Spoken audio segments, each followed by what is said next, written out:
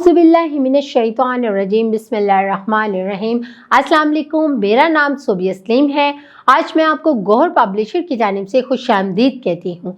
हमारा मोटो है redefining the geography of education through digital resources for conceptual learning. आज हम गौहर निदाए उर्दू जमात दोम सबक नंबर 4 और सफ़ा नंबर 25 खोलेंगे और वहाँ पर मौजूद कहानी में देखेंगे वक्त की पाबंदी के बारे में क्या बताया है।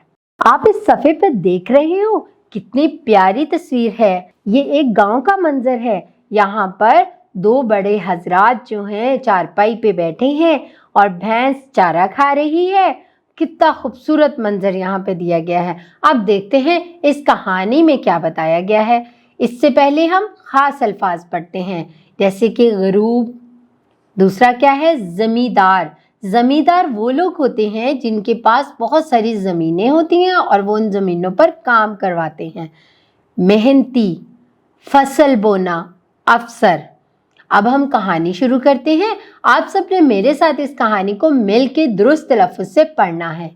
हम देखते हैं सूरज हर रोज़ अपने वक्त पर निकलता है। अपने रास्ते पर चलते चलते अपने वक्त पर गरूब हो जाता है। चांद और तारे भी अपने वक्त पर निकलते हैं। यूं दिन रात अपने वक्त पर आते जाते हैं। दिन रात के बारे में गौर करें तो 5 नमाजें अपने अपने वक्त ही पर आती हैं।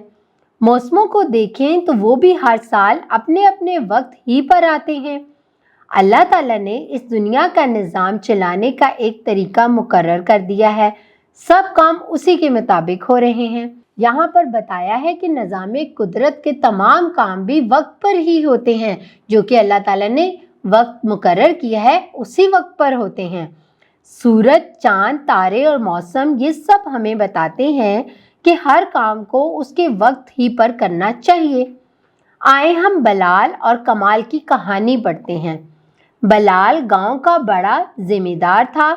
अब हम सफ़ा नंबर 26 खोलते हैं और वहाँ पर मौजूद बाकी की कहानी पढ़ते हैं। कमाल के पास थोड़ी सी ज़मीन थी। कमाल बहुत मेहनती था।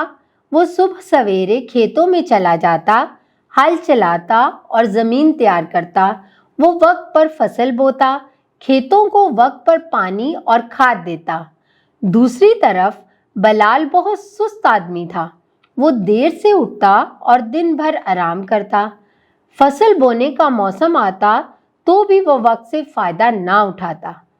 कमाल के पास ज़मीन थोड़ी थी, मगर हर काम वक्त पर करने से अल्लाह की रहमत उसे मिलती और उसकी फसल बलाल से ज़्यादा होती।